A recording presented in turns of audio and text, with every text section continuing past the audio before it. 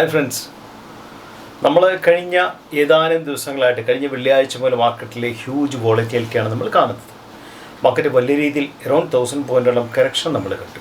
So എന്താണ് ഇങ്ങനെ സംഭവിക്കാനുള്ള കാരണങ്ങൾ നമ്മൾ ആദ്യം ജസ്റ്റ് ഒന്ന് അനലൈസ് ചെയ്യാം. ഈ ഇഷ്യൂ US-ലാണ് ബേസിക്കലി നമ്മൾ കണ്ടതെങ്കിലും ഈ ഇഷ്യൂവിൻ്റെ തുടക്കം സ്റ്റാർട്ട് ചെയ്തത് ബാങ്ക് ഓഫ് ജപ്പാൻ BOJ എന്ന് പറയും. Bank of Japan interest rate കൂടിയതാണ്. അതായത് bank of Japan interest rate കൂട്ടാനുള്ള മെയിൻ കാരണം കോസ്റ്റ് ഓഫ് ഫണ്ടിങ്ങിൻ്റെ കോസ്റ്റ് കൂടി വന്നുകൊണ്ട് തന്നെ അവർക്ക് ബ്രേക്ക് ഈവനിൽ നിന്ന് പോകേണ്ടി വന്നു. അതുകൊണ്ടാണ് bank of Japan interest rate കൂട്ടിയത്. ജാപ്പനീസ് കറൻസിയുടെ പേര് yen എന്നാണ്. yen ആണ് വേൾഡ് ഫിനാൻഷ്യൽ മാർക്കറ്റിൽ ഏറ്റവും കൂടുതൽ സ്വാധീനം ചെലുത്തുന്ന ഏതാനും കറൻസികളൊന്ന്. ജപ്പാനിൽ നിന്നും ധാരാളം പൈസ വളരെ മിനിമലായിട്ടുള്ള ഇൻട്രസ്റ്റ് റേറ്റിൽ, നെഗ്ലിജിബിൾ റേറ്റ്സിൽ വേൾഡിൽ കംപ്ലീറ്റ് പോകുന്നുണ്ട്. അതുകൊണ്ട് തന്നെ ജപ്പാനിൽ നിന്നും കടമെടുത്തിട്ട് ഇക്വിറ്റി മാർക്കറ്റിലും അതിൽ മറ്റുള്ള അസറ്റ് ക്ലാസ്സിലും ഇൻവെസ്റ്റ് ചെയ്തിട്ട് ആൾക്കാർ ധാരാളം വലിയ വലിയ ഫോറിൻ പോർട്ട്ഫോളിയോ ഇൻവെസ്റ്റേഴ്സും ഹെഡ്ജ് ഫണ്ട്സും ഒക്കെ ജപ്പാൻ യെന്നിൻ്റെ ബേസ് ചെയ്താണ് ഇൻവെസ്റ്റ്മെൻറ്റ് കംപ്ലീറ്റ് പോയിക്കൊണ്ടിരുന്നത്. സോ കോസ്റ്റ് ഓഫ് ഫണ്ടിങ് കൂടിയനുസരിച്ച് bank of Japan actually interest rate കൂട്ടുമ്പോൾ അത് എല്ലാ മാർക്കറ്റിനെയും, അത് ഇക്വിറ്റി മാർക്കറ്റ് എന്നല്ല, എല്ലാ അസറ്റ് ക്ലാസ്സിനെയും ഇനിഷ്യലി ഒന്ന് ബാധിക്കാനുള്ള സാധ്യത ഉണ്ട്. ആ സാധ്യതയാണ് ജപ്പാനിൽ നിന്നും തുടങ്ങിയത്. പക്ഷേ എന്ത് ചെയ്യുന്നു വെച്ചാൽ US-ലേക്ക് വന്നപ്പോഴത്തേക്കും US-ലെ ലേറ്റസ്റ്റ് ആയിട്ടുള്ള ജോബ് മാർക്കറ്റ് ഡേറ്റ വളരെ വീക്കനായിട്ട് വന്നത്. That means job market data എന്ന് വെച്ചാൽ മനസ്സിലാക്കാൻ പറ്റും, തൊഴിലില്ലാത്ത ആൾക്കാരെണ്ണം ഭയങ്കരമായിട്ട് ലേറ്റസ്റ്റ് ഡേറ്റിൽ കുതിച്ചു കയറി. സോ ആ ഒരു ഇഷ്യൂവിൻ്റെ പുറത്താണ് ശരിക്ക് ജപ്പാനിൽ ബാങ്ക് ഓഫ് ജപ്പാൻ ഇൻട്രസ്റ്റ് ഒരു തുടക്കം കൂടുന്നതിൻ്റെ തുടക്കവും ചെയ്തു. US-ൽ വന്ന ഡേറ്റ വീക്കം ആയപ്പോഴത്തേക്കും അത് നാച്ചുറൽ മാർക്കറ്റിനെ ബാധിച്ചു. നമ്മൾ ശ്രദ്ധിക്കേണ്ട 2-3 കാര്യങ്ങളുണ്ട് ഇതിൻ്റെ അകത്ത്. ഫണ്ടമെൻ്റലായിട്ടുള്ള 2-3 കാര്യങ്ങളുണ്ട്. US-ലെ എന്തുകൊണ്ടാണ് ഇത്രയും ജോബ്ലെസ് വരാനുള്ള ഒരു കാരണം, കഴിഞ്ഞ 3 കൊല്ലമായിട്ട് പോസ്റ്റ് കോവിഡിന് ശേഷം US Fed ആണ് US-ലെ ഇൻട്രസ്റ്റ് റേറ്റ്സിനെ ഡിസൈഡ് ചെയ്യുന്ന main authority. US Fed continuous ആയിട്ട് റേറ്റ്സ് കൂടിക്കൊണ്ടിരിക്കുമായിരുന്നു. US-ലെ ഇൻഫ്ലേഷൻ എന്ന് വെച്ചാൽ വളരെ അൺകൺട്രോൾ ലെവലുള്ള ഇൻഫ്ലേഷനെ അത് ഒന്ന് കണ്ടെയ്ൻ ചെയ്യാനായിട്ട് കണ്ടിന്യൂസ് ആയിട്ട് റേറ്റ്സ് കൂടിക്കൊണ്ടിരിക്കുമായിരുന്നു.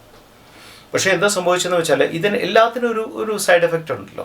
ഇങ്ങനെ റേറ്റ് കൂട്ടി അങ്ങനെ പോകുന്ന നേരത്ത് ഇതെല്ലാം മാർക്കറ്റിലെല്ലാം മണി ഫ്ലോയെ സീരിയസ് ആയിട്ട് കോൺട്രാക്ട് ചെയ്തു. മണി ഫ്ലോയുടെ വരവ് അല്ലാതെ മാർക്കറ്റിൽ കുറഞ്ഞു. നമ്മൾ മനസ്സിലാക്കണം, ഒരുമാതിരിപ്പെട്ട എല്ലാ കമ്പനികളും അവരുടെ പ്രൊജക്ട്സ്, അവരുടെ എക്സ്പാൻഷൻ ഒക്കെ ബേസിക്കലി അവർ കടമെടുത്താണ് ചെയ്യുന്നത്. അവർ കമ്പനികൾ കടമെടുക്കാനായിട്ട് ബാങ്ക്സിനെയാണ് ആദ്യം അപ്രോച്ച് ചെയ്യുന്നത്. ബിക്കോസ് ഓഫ് ബെറ്റർ ടൈംസ് ആണ്, മാനേജബിൾ ഇൻട്രസ്റ്റ് റേറ്റ് ഒക്കെയാണ് കമ്പനികൾ സാധാരണ ബാങ്ക്സിനാണ് അപ്രോച്ച് ചെയ്യുന്നത്. അപ്പം ഇൻട്രസ്റ്റ് റേറ്റ് കൂടി വരികയും മണി ഫ്ലോ കുറയുകയും ചെയ്യുമ്പോൾ കമ്പനികൾ ബാങ്ക്സിൽ നിന്നുള്ള സപ്പോർട്ട് കണ്ടമാനം കുറഞ്ഞു US-ൽ.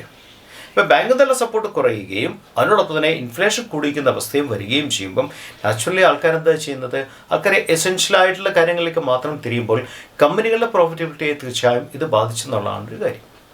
കമ്പനികളുടെ പ്രോഫിറ്റിനെ ബാധിക്കാൻ തുടങ്ങുമ്പോൾ എന്താ സംഭവിക്കുന്നത്, കമ്പനികൾ എന്താ ചെയ്യുന്നത്, കമ്പനികൾ ആൾക്കാരെ പിടിച്ചുവിടാൻ തുടങ്ങും.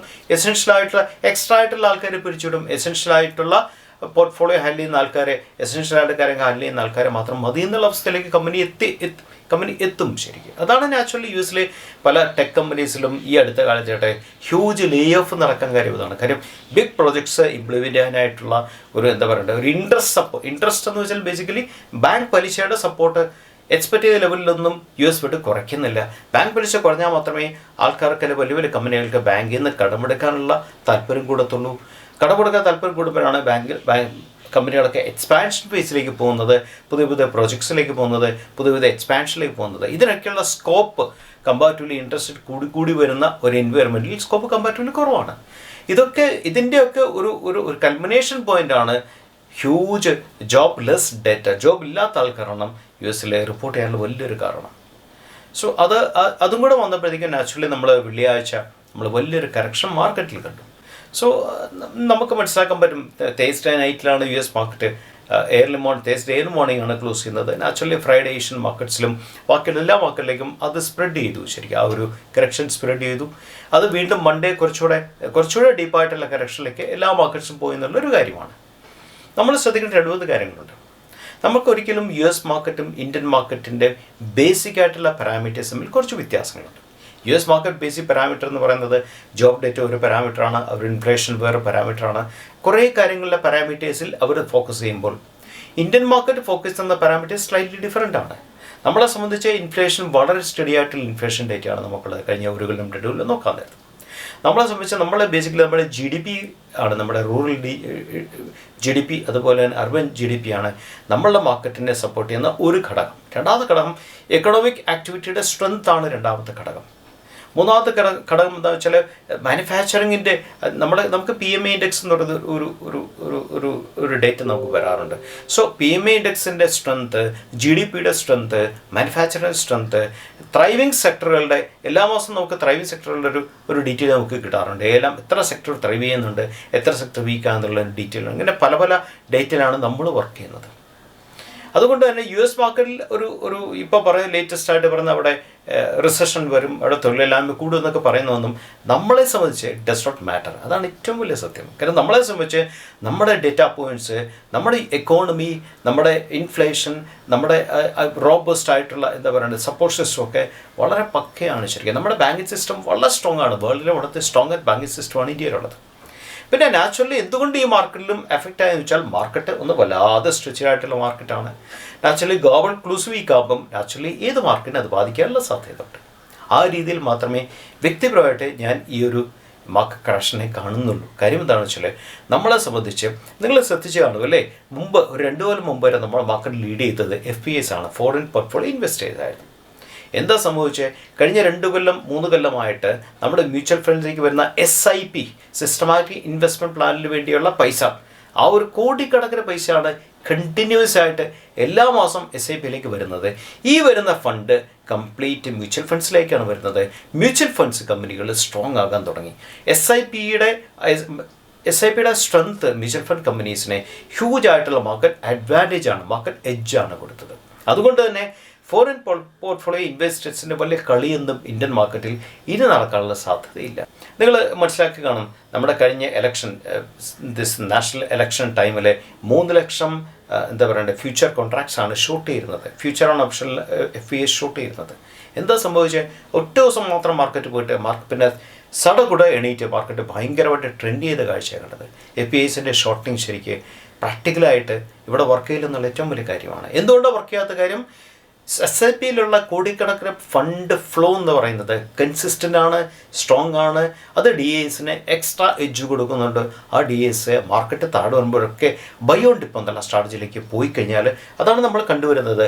എപ്പോഴും മാർക്കറ്റ് താഴെ പോകുമ്പം DASൻ്റെ സപ്പോർട്ടിൽ മാർക്കറ്റ് കയറി വരുന്ന കാഴ്ചയാണ് കഴിഞ്ഞൊരു 1 ഇയർ ആയിട്ട് നമുക്ക് കാണാൻ സാധിക്കുന്നത്. ബിക്കോസ് SIPയുടെ ഇൻഫ്ലോയുടെ സ്ട്രെങ്ത് ആണത് കാണിക്കുന്നത്. അതുകൊണ്ട് തന്നെ ഇന്ത്യൻ മാർക്കറ്റിൽ ദർസ് എ സെൻറ്റിമെൻ്റൽ ഒരു എഫക്റ്റ് നാച്ചുറലി ഏഷ്യൻ മാർക്കറ്റിലും എല്ലാ മാർക്കറ്റിലും വരുന്ന എഫക്റ്റ് ഇന്ത്യൻ മാർക്കറ്റിൽ വരുമെങ്കിൽ പോലും ഇന്ത്യൻ മാർക്കറ്റ് കുറേ കൂടെ റോബസ്റ്റ് ആണ്.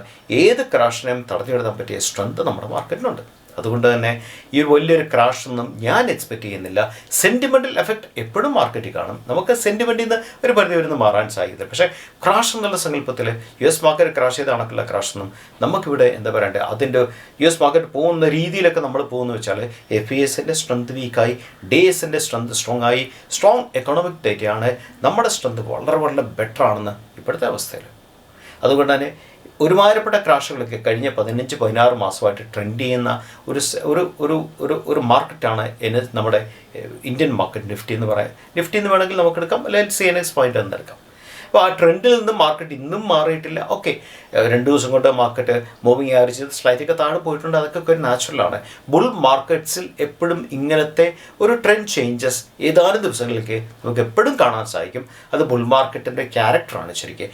എന്തുകൊണ്ട് ഈ ക്യാരക്ടർ ബുൾ മാർക്കറ്റ് ചെയ്യുന്നതെന്ന് വെച്ചാൽ സ്ട്രോങ് സ്റ്റോക്കുകൾക്കൊപ്പം പൊതുവേ ട്രെൻഡ് മാർക്കറ്റിൽ വീക്കായിട്ട് സ്റ്റോക്കുകളും കയറി പോകും. ഈ വീക്കായിട്ട് സ്റ്റോക്കുകൾ ഒരു മാർക്കറ്റ് കറക്ഷൻ വരുമ്പോൾ സ്റ്റോക്ക് നേരെ താഴെ പോകും. വീക്കായിട്ട് സ്റ്റോക്ക് കയറില്ല, സ്ട്രോങ് സ്റ്റോക്കിൽ വീണ്ടും കയറിപ്പോവും, വീണ്ടും ട്രെൻഡ് ചെയ്ത് കയറിപ്പോവും. വീണ്ടും വാല്യുവേഷൻ കുറേ കൂടെ ഒരു വല്ലാതെ സ്ട്രെച്ചിലാകുമ്പം വീണ്ടും കറക്ഷൻ വരും. വീണ്ടും വാല്യുവേഷൻ കുറേ കൂടെ മാനേജബിൾ ലെവലിലേക്ക് വരും. വീണ്ടും സ്ട്രോങ് സ്റ്റോക്കുകൾ കയറിപ്പോയിട്ടിരിക്കും.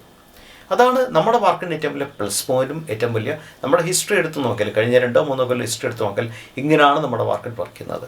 കഴിഞ്ഞ 2 കൊല്ലത്തെ ഹിസ്റ്ററി എടുത്ത് നോക്കിയാൽ നമ്മുടെ മാർക്കറ്റിലുള്ള ക്രാഷസ് ഹാർഡ്ലി 3 ദിവസം 4 ദിവസം 5 ദിവസം ഒക്കെ നിന്നുള്ളൂ. അപ്പോഴത്തേക്കും ബൈ ഓൺ ഡിപ്പ് എന്നുള്ള സ്ട്രാറ്റജിയിൽ സ്ട്രോങ്, ഞാൻ നേരത്തെ പറഞ്ഞ SIP ഇൻഫ്ലോ സ്ട്രോങ് ആയതുകൊണ്ട് തന്നെ ആൾക്കാർ മേടിച്ചുകൊണ്ട് തന്നെ സ്റ്റോക്ക് വലുതായിട്ട് എല്ലാ ക്വാളിറ്റി സ്റ്റോക്കുകളൊക്കെ കയറി തുടങ്ങി. അതുകൊണ്ട് തന്നെ ക്രാഷ് എന്നുള്ള സങ്കല്പത്തെ നമുക്ക് വലിയ രീതിയിൽ ആ ഒരു പാനിക്കിൽ എടുക്കേണ്ട കാര്യമില്ല. ഇതെല്ലാം മാർക്കറ്റ് കറക്ഷൻ മാത്രമാണ് നമ്മുടെ മാർക്കറ്റിനെ സംബന്ധിച്ച്. ബിക്കോസ് നമ്മുടെ മാർക്കറ്റിലെ എക്കണോമിക് ഡേറ്റ സ്ട്രോങ് ആണ്, SIP ഫ്ലോ സ്ട്രോങ് ആണ്. എന്നവർ SIP ഫ്ലോ സ്ട്രോങ് ആയിട്ട് നിൽക്കുന്നോ അത്രയും നാൾ നമ്മുടെ മാർക്കറ്റ് സ്ട്രോങ് ആയിട്ട് തന്നെ ട്രെൻഡ് ചെയ്തുകൊണ്ടിരിക്കും. എക്സെപ്റ്റ് ഇങ്ങനത്തെ കറക്ഷൻ നമുക്ക് നാച്ചുറലായിട്ട് എക്സ്പെക്ട് ചെയ്യാം. ദാറ്റ്സ് ക്വൈറ്റ് നാച്ചുറലാണ്. പിന്നെ എന്തിനാണ് നമ്മുടെ മാർക്കറ്റിനെ എഫക്റ്റ് ചെയ്യാൻ സാധ്യതയുള്ളത്? നമ്മുടെ മാർക്കറ്റിനെ ഏറ്റവും കൂടുതൽ എഫക്റ്റ് ചെയ്യുന്നത് ക്രൂഡ് ഓയിലിൻ്റെ പ്രൈസ് കയറുമ്പോൾ മാത്രമാണ്. ക്രൂഡ് ഓയിൽ പ്രൈസ് കയറി കഴിയുമ്പോഴത്തേക്കും ഒരുമാതിരി റോ മെറ്റീരിയലൊക്കെ ക്രൂഡ് ഓയിൽ ബേസ്ഡ് ആയതുകൊണ്ട് തന്നെ ലോകത്തിൽ ഏറ്റവും വലിയ ഇമ്പോർട്ടേഴ്സിൽ ഒരു കൺട്രിയാണ്. ക്രൂഡ് വല്ലാതെ കയറി കഴിഞ്ഞാൽ നാച്ചുറലി അത് ഈ ഹോൾ നേഷൻ്റെ എക്കോണമിക് സ്റ്റെബിലിറ്റിയെ ബാധിക്കാനുള്ള സാധ്യതയുണ്ട്. അങ്ങനത്തെ കേസസിലാണ് നമ്മുടെ മാർക്കറ്റ് കൂടുതലായിട്ടും ഒരു ക്രാഷ് എന്നൊക്കെ പറയാം, അല്ലെങ്കിൽ കൂടുതലായിട്ട് ഒരു കറക്ഷൻ എന്നൊക്കെ പറയുന്ന ലെവലിലേക്ക് സ്ട്രെച്ച് ചെയ്ത് പോകുന്നത്. ഇപ്പം നമ്മളെ സംബന്ധിച്ച് ക്രൂഡ് ഓയിൽ ലെവൽ വിത്തിൻ ലിമിറ്റിലാണ്. വി ആർ അറ്റ് സേഫർ പൊസിഷനാണ് കറൻറ്റ് സ്റ്റേറ്റിൽ. ഇനി ഇങ്ങനെയൊക്കെയുള്ള ഒരു മാർക്കറ്റ് ക്രാഷസ് അല്ലെ ഇങ്ങനത്തെയുള്ള മാർക്കറ്റ് കറക്ഷൻസ് എപ്പോഴും വരുവാണെങ്കിൽ എങ്ങനെയാണ് നമ്മൾ അതിനുള്ള അതിനെ നമ്മൾ മുൻകരുതലെടുക്കുന്നതിനെക്കുറിച്ചുള്ള ഏതാനും പോയിന്റ്സ്. ഈ മാർക്കറ്റ് കറക്ഷൻ എപ്പോഴും സംഭവിക്കുന്ന കാര്യമാണ്. അതിൻ്റെ അകത്ത് പ്രത്യേകിച്ചൊരു അല്പമൊന്നും എടുക്കേണ്ട കാര്യമില്ല. നമ്മൾ ശ്രദ്ധിക്കേണ്ട ഏതാനും പോയിന്റ്സ് ഉണ്ട്. ഒന്നാമത്തെ പോയിന്റ്, നമ്മളെപ്പോഴും സ്ട്രോങ് ഫണ്ടമെൻ്റൽ ആയിട്ടുള്ള സ്റ്റോക്കുകൾ, എക്സെപ്ഷണൽ ഫണ്ടായിട്ടുള്ള സ്റ്റോക്കുകൾ, റിസൾട്ട് സീസണിൽ നല്ല റിസൾട്ട് കൊടുക്കുന്ന സ്റ്റോക്കുകൾ. ഞാൻ എൻ്റേതായിട്ടുള്ള ട്രെൻഡ്സ് എന്ന് പറയുന്ന ഒരു ഗ്രൂപ്പുണ്ട്. നിങ്ങൾക്ക് ആ ട്രെൻഡ്സ് ജോയിൻ ചെയ്യണമെങ്കിൽ എൻ്റെ യൂട്യൂബിൽ നിങ്ങൾ യൂട്യൂബിനോട് ചേർന്ന ബട്ടൺ ക്ലിക്ക് ചെയ്താൽ ട്രെൻഡ്സ് എന്ന് പറയുന്ന ഒരു യൂട്യൂബിൻ്റെ എക്സ്റ്റൻഷൻ കിട്ടും. ഈ എക്സ്റ്റൻഷൻ ഞാൻ കഴിഞ്ഞ 1 year ആയിട്ട്, 1 കൊല്ലം മുതലായിട്ട് റിസൾട്ട് സീസണിൽ നല്ല റിസൾട്ട് കൊടുത്ത കമ്പനിയെ കുറിച്ചുള്ള ഡീറ്റെയിൽ ആണ് ഷെയർ ചെയ്യുന്നത്. ആ കമ്പനികളുടെ റിസൾട്ടിനെയാണ് ഷെയർ ചെയ്യുന്നത്. താങ്കൾക്ക് താല്പര്യമുണ്ടെങ്കിൽ അതിനകത്ത് ജോയിൻ ചെയ്താൽ നല്ല റിസൾട്ട് കൊടുക്കുന്ന കമ്പനികളെ കുറിച്ചുള്ള ഡീറ്റെയിൽ താങ്കൾക്ക് അവിടെ നിന്ന് തന്നെ ഡയറക്റ്റ് ആയിട്ട് കിട്ടും. ഹായ് ഫ്രണ്ട്സ്, നമ്മൾ കഴിഞ്ഞ 2023 ജൂലൈ മുതൽ തന്നെ റിസൾട്ട് സീസണിൽ നല്ല റിസൾട്ട് വരുന്ന കമ്പനികളെ കുറിച്ചുള്ള ഒരു അനാലിസിസ്, റിസൾട്ട് പകൽ തന്നാൽ രാത്രി തന്നെ നമ്മൾ കഴിവതും അനാലിസിസ് കൊടുക്കാറുണ്ട്. ബേസിക്കലി നല്ല ശതമാനം ട്രേഡേഴ്സും ബേസിക്കലി ജോലിക്കാരായതുകൊണ്ട് തന്നെ അവർക്ക് ഡെയിലി 300, 400, 500 റിസൾട്ട് വരുന്ന ദിവസങ്ങളിലൊക്കെ ഓരോ സ്റ്റോക്കുകളുടെ റിസൾട്ടിനെ അനലൈസ് ചെയ്യാനായിട്ടുള്ള സമയത്തിൻ്റെ ലിമിറ്റേഷൻസ് കണ്ടുപോകാനുണ്ട്. അതുകൊണ്ടാണ് നമ്മൾ റിസൾട്ട് വന്ന അന്ന് തന്നെ up to 7 o'clock 8 o'clock night വരുന്ന സ്റ്റോക്കുകളുടെ റിസൾട്ടാണ് നമ്മൾ രാത്രി ഒരു 9:30 മണി 10 മണിക്ക് വീഡിയോ ആയിട്ട് കൊടുക്കാറുള്ളത്. എല്ലാ റിസൾട്ട്സിലും നമ്മൾ കൊടുക്കാറുണ്ട്. സെയിം ഡേ തന്നെയാണ് നമ്മൾ കൊടുക്കാറുള്ളത്. നമ്മൾ കൂടുതലും ഇതിൻ്റെ അകത്ത് മിഡ് ക്യാപ്പും സ്മോൾ ക്യാപ്പും ആണ് കൂടുതൽ നമ്മൾ ഫോക്കസ്. താങ്കൾക്ക് ഇതിൻ്റെ അകത്ത് ജോയിൻ ചെയ്യാൻ താല്പര്യമുണ്ടെങ്കിൽ ഇഗ്ഡിപ്സിനോട് ചേർത്ത് ഒരു ജോയിൻ ബട്ടൺ ഉണ്ട്. ജോയിൻ ബട്ടൺ ക്ലിക്ക് ചെയ്താൽ ട്രെൻഡ്സ് എന്ന് പറയുന്ന ഗ്രൂപ്പിനെ കുറിച്ചുള്ള ഡീറ്റെയിലുകൾ ഉണ്ട്. അതിൻ്റെ അകത്ത് ആ ഡീറ്റെയിൽ വെച്ച് താങ്കൾ ജോയിൻ ചെയ്യാൻ സാധിക്കും. ഇതിനോടൊപ്പം തന്നെ ട്രെൻഡ്സിന് തന്നെ നമുക്കൊരു ഡെഡിക്കേറ്റഡ് ടെലഗ്രാം ഗ്രൂപ്പും കൂടെ ഉണ്ട്. നമ്മൾ ധാരാളം ലേണിംഗ് ബേസ്ഡ് ആയിട്ടുള്ള ഇൻപുട്സ് ട്രെൻഡ്സ് എന്ന് പറയുന്ന ടെലഗ്രാം ഗ്രൂപ്പിൽ കൊടുക്കുന്നുണ്ട്. തീർച്ചയായും താങ്കൾക്ക് സ്വാഗതം. അപ്പോൾ എപ്പോഴും ശ്രദ്ധിക്കേണ്ട കാര്യം, എക്സലൻറ്റ് റിസൾട്ട് കൊടുക്കുന്ന കമ്പനികൾ, ആ എക്സലൻറ്റ് റിസൾട്ട് എന്തുകൊണ്ട് വന്നു? അത് YOY ആണോ, ക്വാർട്ടർ ആണോ, ടോപ്പ് ലൈനിലാണോ ബെറ്റർമെൻറ്റ് വന്നിരിക്കുന്നത്, ഓപ്പറേറ്റ് പ്രോഫിറ്റിൽ എന്ത് വ്യത്യാസം വന്നു, എത്ര എബിറ്റ വ്യത്യാസം വന്നു, കമ്പനികളുടെ ഏർണിങ്സ് ക്ലാരിറ്റി എന്താണ്, നെക്സ്റ്റ് 1 year 2 yearലെ കമ്പനിയുടെ പ്ലാൻ എന്താണ്, മാനേജ്മെൻറ്റ് കമൻട്രി എന്താണ്, ഇതിനെക്കുറിച്ചുള്ള ഡീറ്റെയിൽസ് തീർച്ചയായും താങ്കൾ അത് അനലൈസ് ചെയ്യാൻ മസ്റ്റായിട്ട് പഠിച്ചിരിക്കണം.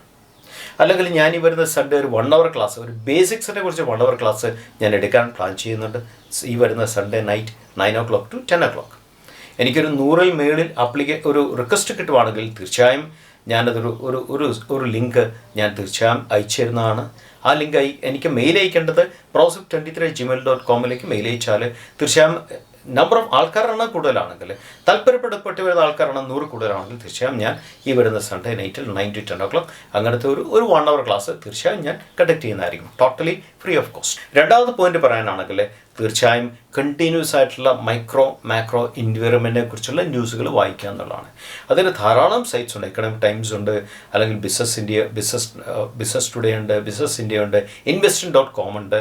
അല്ലെങ്കിൽ താങ്കൾ ഗൂഗിൾ ചെയ്ത് ധാരാളം എക്കണോമിക് മാക്രോ എക്കണോമിനെ കുറിച്ച് അതിൻ്റെ ചേഞ്ചസിനെ കുറിച്ചുള്ള ന്യൂസുകൾ കണ്ടിന്യൂസ് ആയിട്ട് ഡെയിലി വരും. ഇത് തീർച്ചയായും വായിക്കുക എന്നുള്ളതാണ് ഏറ്റവും വലിയ കാര്യം. ടെക്നിക്കൽ സൈഡ് പഠിക്കുകയാണെങ്കിൽ തീർച്ചയായും സെക്ടർ അനാലിസിസ്, ഓരോ സെക്ടറും വർക്ക് ചെയ്യുന്ന സെക്ടർ അനാലിസിസ് മാത്രമല്ല, ഒരു സെക്ടറിൽ നിന്ന് ഫണ്ട് ഏത് സെക്ടറിലെ ഫണ്ട് മാറുന്നു എന്നുള്ളതിനെ കുറിച്ച് ഡീറ്റെയിൽ മനസ്സിലാക്കാൻ സാധിക്കും. നാലാമത്തെ കാര്യം, ടെക്നിക്കൽ അനാലിസിസ് പഠിക്കുകയാണെങ്കിൽ ഔട്ട് പെർഫോം എന്നുള്ള കൺസെപ്റ്റിൽ ട്രെൻഡ് ചെയ്യുന്ന സ്റ്റോക്കുകളിൽ കൂടുതലായിട്ട് ഫോക്കസ് ചെയ്യുക. അടുത്ത കാര്യം വെച്ചാൽ മാർക്കറ്റ് സ്ട്രോങ് ആണെങ്കിൽ മാത്രം ബ്രേക്ക് ഔട്ട് അറ്റൻഡ് ചെയ്യുക. മാർക്കറ്റ് വീക്ക് ആണെങ്കിൽ കഴിവതും പുൾ ബാക്കിൽ വേണം അറ്റൻഡ് ചെയ്യാനായിട്ട്. കാര്യം ബ്രേക്ക് ഔട്ട്സ് ഫെയിലിയർ ആകാൻ ചാൻസസ് കൂടുതലാണ്. അടുത്ത പോയിന്റ് എന്താണെന്ന് വെച്ചാൽ സ്റ്റോപ്പ് ലോസ്. തീർച്ചയായും സ്റ്റോപ്പ് ലോസ് സ്റ്റോക്കിൽ കമ്പൽസറി ആയിട്ട് പാലിച്ചിരിക്കണം. സ്റ്റോപ്പ് ലോസ് കൃത്യമായിരിക്കണം. ട്രെയിൽ ചെയ്യുവാണെങ്കിൽ, സ്റ്റോപ്പ് ലോസ് ട്രെയിൽ ചെയ്യുവാണെങ്കിൽ അതിന് എൻ്റെ ആയിട്ടുള്ള ഫിലോസഫി കമ്പൽസറി ആയിട്ടുണ്ടായിരിക്കണം. സാധാരണ സ്റ്റോക്ക് സ്ട്രെങ്ത്തിൽ പോകുമ്പോൾ നമ്മുടെ പൊസിഷൻ കുറയ്ക്കുക എന്നുള്ളതാണ് ഏറ്റവും ബെസ്റ്റ് സ്ട്രാറ്റജി.